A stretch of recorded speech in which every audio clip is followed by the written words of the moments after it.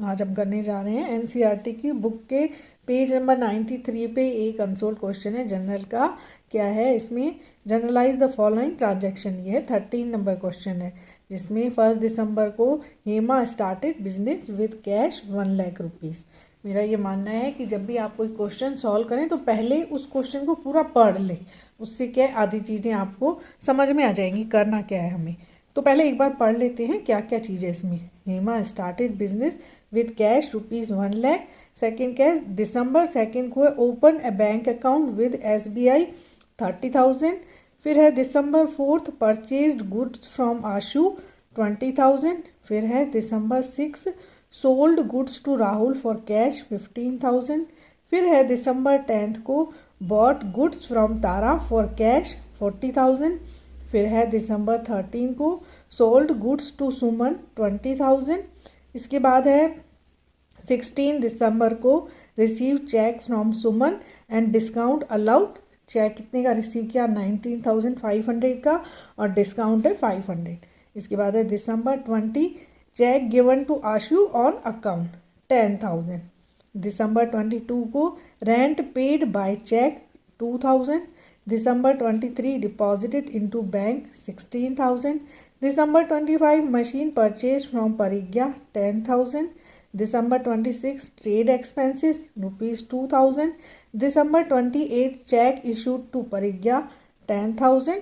December 29 paid telephone expenses by cheque ₹1,200। December 31 paid salary 4,500। ये question है, इसमें हमें क्या करनी है? जनरल एंट्रीज पास करनी है। तो देखते हैं किस तरह से करेंगे इसको। तो सबसे पहले हमने ये जनरल का प्रोफार्मा ड्रॉ किया है। क्या है? बुक्स ऑफ हेमा, है ना।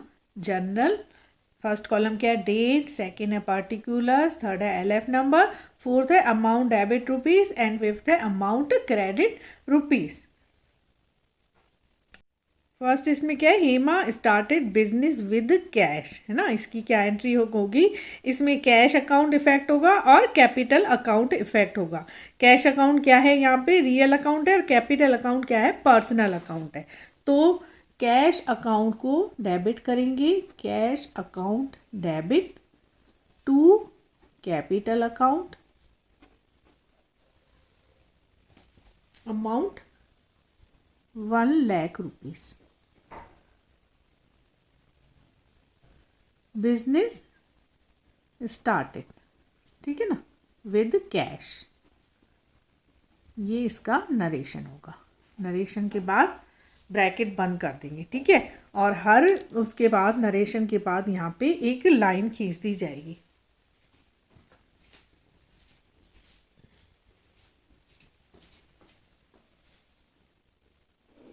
अच्छा, ये तो हो गई फर्स्ट एंट्री। सेकंड क्या है इसमें? Open a bank account with SBI। SBI में एक बैंक अकाउंट खोला गया। कौन सी डेट को? दिसंबर 2 दिसंबर को। तो क्या एंट्री होगी? बैंक अकाउंट डेबिट, क्योंकि बैंक क्या है? पर्सनल अकाउंट है। पर्सनल अकाउंट में क्या रूल है कि डेबिट द रिसीवर, तो बैंक अकाउंट को रिसीवर माना गया है, उसको डेबिट कर दिया गया। To cash account, cash business से जा रही है, कितने अमाउंट से खोला गया है? 30,000 से। 30,000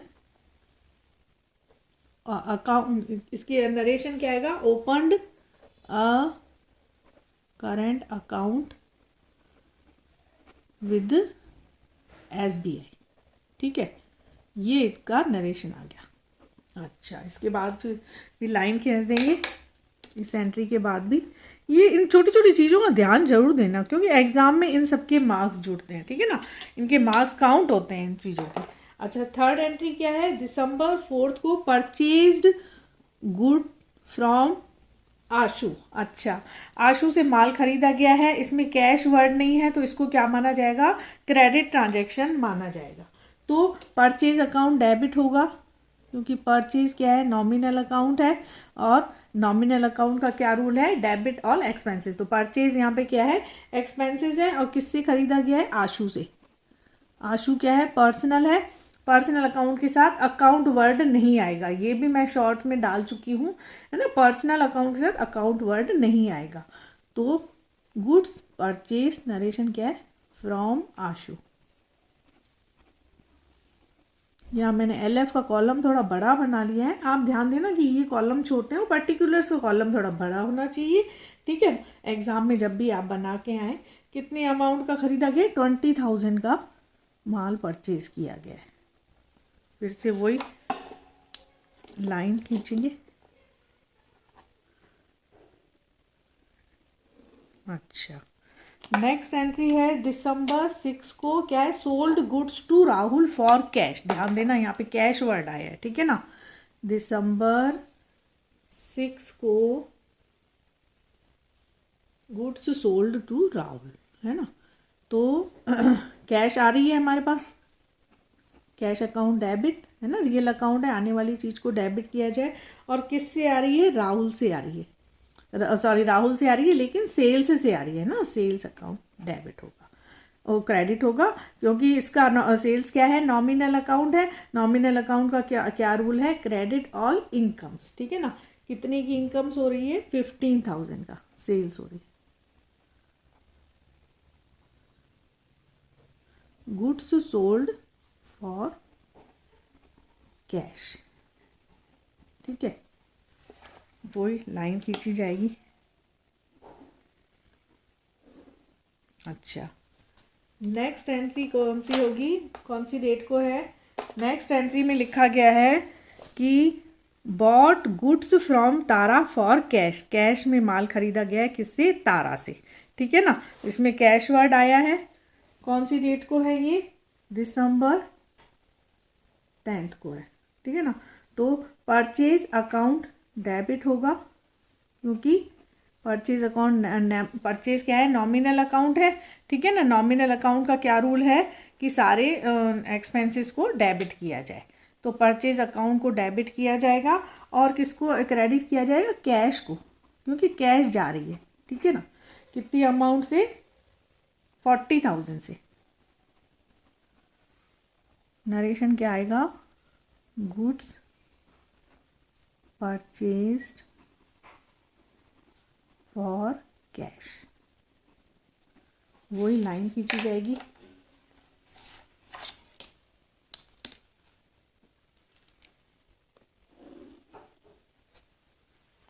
नेक्स्ट क्या है, दिसंबर 13 को सोल्ड गुड्स टू सुमन, है ना। दिसंबर 13 को सुमन को माल बेचा गया है। अच्छा, इसमें भी कैश वर्ड नहीं है, तो क्या मानेंगे, क्रेडिट सेल्स की गई है ना। तो क्रेडिट सेल्स में माल किसको बेचा गया है, सुमन को बेचा गया है। तो सुमन कौन है, रिसीवर। तो रिसीवर का अकाउंट क्या होगा, debit. Suman account debit to Suman हाँ टू सेल्स अकाउंट, है ना। सेल्स क्या है, नॉमिनल अकाउंट है, तो सेल्स क्या है, इनकम है। इनकम को क्या करते हैं, क्रेडिट करते हैं। कितने का माल बेचा गया, 20,000 का। गुड्स सोल्ड टू सुमन, ठीक है। अच्छा, फिर वही लाइन खींचेंगे।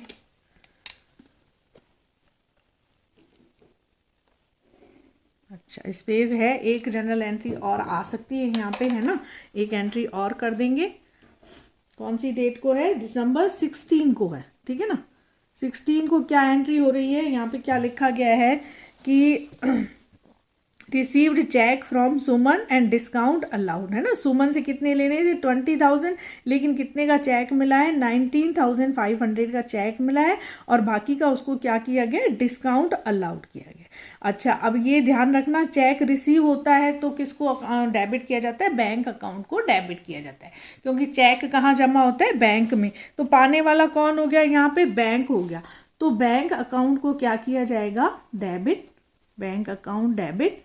डिस्काउंट अकाउंट भी डेबिट। ये कौन सी है, कंपाउंड एंट्री है, ठीक है। इसमें 2 से अधिक ट्रांजैक्शंस इफेक्ट हो रहे हैं, क्योंकि डिस्काउंट क्या है, डिस्काउंट उसके लिए बिजनेस को लॉस हो रहा है, क्योंकि 20,000 की जगह कितने मिल रहे हैं, केवल 19,500 रुपीज़ मिल रहे हैं। तो डिस्काउंट अकाउंट डेबिट, और सुमन का अकाउंट क्या हो गया, क्रेडिट। देने वाला कौन है, सुमन है, ठीक है ना, सुमन अकाउंट। अच्छा, 20,000 वैसे पर्सनल अकाउंट के साथ अकाउंट वर्ड नहीं लिखना है ना। यहाँ पे वो करेंगे, नरेशन क्या लिखेंगे, amount received from Suman, amount received from Suman, ठीक है ना। अच्छा, अब वैसे LF के कॉलम में आप मत लिखना, मैं स्पेस के कारण यहाँ पे लिख रही हूँ, LF के कॉलम में नहीं लिख के नीचे लिख लेना आप। अच्छा, अब क्या है, जितना ये जितनी एंट्रीज हो गई हैं इस पेज में, उन सब का टोटल लगा के क्या किया जाएगा, इसको आगे ब्रॉड कैरीड फॉरवर्ड किया जाएगा। तो नीचे क्या लिखा जाएगा, रेड पेन से लिखें तो ज़्यादा सही है, टोटल कैरीड फॉरवर्ड, ठीक है ना। इस पेज का टोटल लगा देंगे, देखते हैं कितना हो रहा है। ये हो रहा है 2,45,000, 2,45,000। तो इस पेज के एंड में तो क्या लिख लेंगे, 2,45,000 लिख लेंगे। और नेक्स्ट पेज पे टोटल कैरीड फॉरवर्ड लिखेंगे, इसको CF लिखते हैं ना। और अगले पेज पे इसको क्या ले जाएगा, जब टोटल ले जाया जाएगा तो क्या लिखा जाएगा, टोटल ब्रॉड फॉरवर्ड। ध्यान रखना कि जब आप नेक्स्ट पेज पे बनाते हैं, ये प्रोफार्मा बनाते हैं, तो केवल है ना लाइन ही खींचते हैं, वो पूरा वो नहीं लिखते हैं। मेरी आदत है, मैं हमेशा पहले अमाउंट के और इनके बना लेती हूँ, LF के, ताकि उसी के पर्टिकुलर्स के लिए काफ़ी जगह मिल जाती है ना। प्रैक्टिकली मैं ये अमाउंट के कॉलम पहले बना लेती हूँ, ताकि पर्टिकुलर्स का जो ये है कॉलम, उसके लिए काफ़ी स्पेस मिल जाता है, ठीक है। तो ये मैंने लाइंस ड्रॉ कर ली हैं, ऊपर डेट पर्टिकुलर से लिखना जरूरी नहीं है। अच्छा, सबसे पहले काम यहाँ पे क्या होगा, टोटल ब्रॉड फॉरवर्ड कितना था हमारा, टोटल 2,45,000 का टोटल था, उसको हमने यहाँ पे क्या कर दिया, ब्रॉड फॉरवर्ड कर दिया। अच्छा, नेक्स्ट एंट्री कौन सी डेट को हो रही है, नेक्स्ट हो रही है December 20 को, cheque given to Ashu on account, Ashu को 10,000 का चेक दिया गया है, ठीक है ना। तो जब भी हम चेक देते हैं किसी को, तो बैंक अकाउंट को क्या करते हैं, क्रेडिट करते हैं, क्योंकि चेक देने वाला कौन है, हमारा बैंक अकाउंट है। तो बैंक को एक पर्सनल अकाउंट माना गया है। यहाँ पे दोनों पर्सनल अकाउंट इफेक्ट हो रहे हैं। December 20 को आशु का अकाउंट डेबिट होगा, आशु दिया पर्सनल अकाउंट है, और टू बैंक दोनों पर्सनल अकाउंट है। इनके आगे अकाउंट वर्ड लिखना जरूरी नहीं है। कितना, 10,000 रुपीज। क्या नरेशन क्या आएगा, check given to Ashu,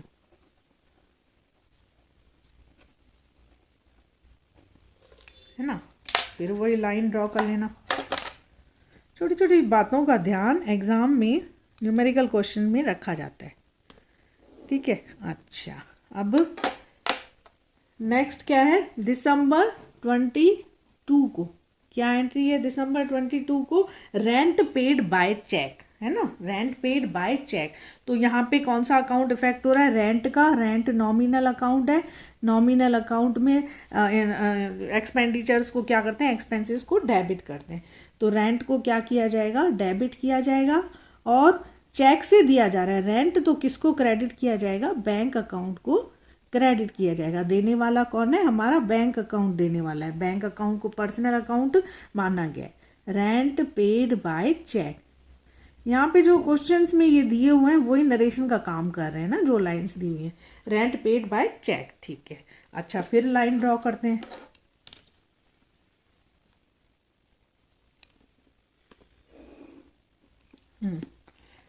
next entry है December 23 को, है ना। मैं बार बार बुक में भी वो आपको लाइन दिखा रही हूँ ताकि आपको अच्छे से समझ में आ जाए। मेरा ये मानना है कि स्टूडेंट को पूरा क्लियर हो जाना चाहिए। जब तक क्लियर नहीं हो जाती चीज़, मुझे लगता है बार बार समझाया जाए। तो डिपॉजिट, नेक्स्ट क्या है, डिपॉजिटेड इनटू बैंक, कब, December 23 को। तो ये December 23 को अमाउंट हमने बैंक में डिपॉजिट की है। तो पाने वाला कौन है, यहाँ पे बैंक अकाउंट है ना। बैंक अकाउंट पर्सनल अकाउंट है, और हमारे बिजनेस से क्या जा रही है, कैश जा रही है, ठीक है ना। कैश अकाउंट को क्रेडिट करेंगे। कितनी अमाउंट डिपॉजिट करिए बैंक में, 16,000 की अमाउंट बैंक में डिपॉजिट की गई है, ठीक है। अमाउंट डिपॉजिटेड इन बैंक, ये इसका नरेशन हो जाएगा। अच्छा, वही लाइन ड्रॉ करेंगे।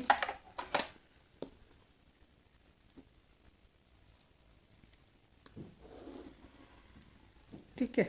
अच्छा, नेक्स्ट एंट्री कब है? दिसंबर 25 को मशीन परचेज्ड फ्रॉम परिज्ञा। अब इसमें कैश वर्ड नहीं दिया गया तो इसको क्या मानेंगे? क्रेडिट ट्रांजैक्शन माना जाएगा। दिसंबर 25 को, तो यहाँ पे मशीनरी आ रही है बिजनेस में। मशीनरी क्या है? रियल अकाउंट है। मशीन अकाउंट क्या हो जाएगा? डेबिट टू, देने वाला कौन है? परिज्ञा, ठीक है ना। पर्सनल अकाउंट है ना। पर्सनल अकाउंट में क्या गिवर को क्या करते हैं? क्रेडिट करते हैं। कितने की मशीनरी आई है?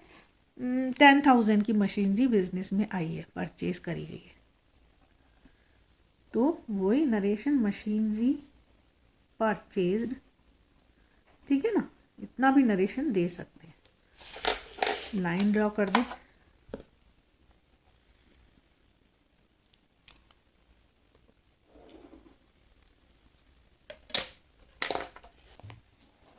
नेक्स्ट है दिसंबर 25 के बाद दिसंबर 26 में है ना, ट्रेड एक्सपेंसेस कितने के हुए हैं? ट्रेड एक्सपेंसेस 2000 के।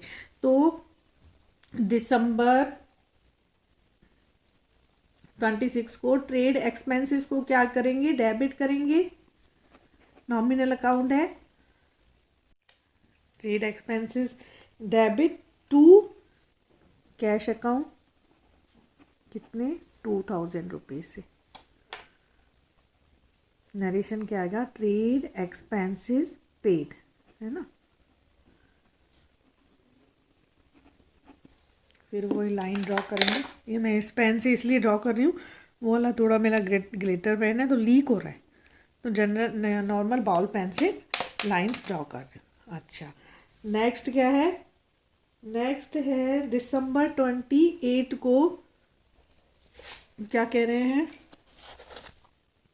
Check issued to Parigya. Parigya को क्या दिया गया? चेक दिया गया, कितने का?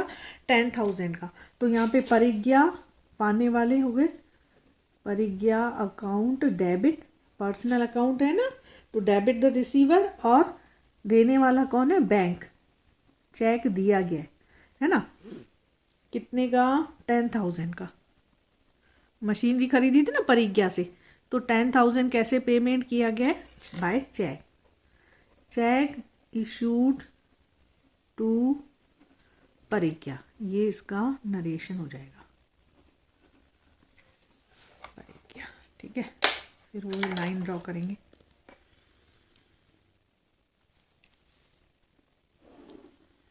अच्छा, अभी 29 जनवरी को है। पेड, मैं बुक भी इसलिए दिखा रही हूँ आपको। पे टेलीफोन एक्सपेंसेस बाय चेक, कितने के? 1200 के। दिसंबर 29 को, है ना, चेक से पे किए गए टेलीफोन एक्सपेंसेस। तो टेलीफोन एक्सपेंसेस को तो क्या किया जाएगा? डेबिट किया जाएगा, और बैंक अकाउंट को क्या किया जाएगा? क्रेडिट किया जाएगा, ठीक है। कितने? 1200 के। नरेशन क्या आएगा? Telephone expenses paid. मेरे हिसाब से एक जनरल एंट्री लास्ट बची है, वो यहाँ पे आ जाएगी। इतना सफिशिएंट स्पेस है तो कर देते हैं, टोटल फिर नीचे लगा देंगे, है ना। 31 दिसंबर को क्या है? पेड सैलरी, ठीक है। पेड सैलरी, चेक वे कुछ नहीं दिया गया, तो ये मानेंगे कैश से चुकाई गई सैलरी। कौन सी डेट को? दिसंबर 31 को। तो सैलरी अकाउंट क्या हो जाएगा? डेबिट हो जाएगा, और कैश अकाउंट क्या हो जाएगा? क्रेडिट हो जाएगा। सैलरी नॉमिनल अकाउंट है, ठीक है, तो नॉमिनल एक्सपेंसेस को क्या करते हैं? डेबिट, और कैश रियल अकाउंट है, जाने वाली चीज़ को क्रेडिट करते हैं। तो ये हो जाएगा 4500 रुपीज़, ठीक है। सैलरी पेड, ये हो गई हमारी जनरल एंट्रीज। अब इधर सबका ये टोटल लगा देंगे, लाइन खींच के, और इधर टोटल लिख देंगे रेड पेन से। देख लेते हैं कितना टोटल आ रहा है। 3,07,000 रुपीज़, ठीक है। अब आप इस क्वेश्चन को अपने से ज़रूर करना और मुझे बताना कि क्या क्वेश्चन में गड़बड़, मेरे इस क्वेश्चन में गड़बड़ है या आपने कैसे किया है, ठीक है ना। इसको क्वेश्चन को अपने से करें और जितना आप प्रैक्टिस करेंगे क्वेश्चंस की उतना आपको कंसेप्ट क्लियर होता जाएगा।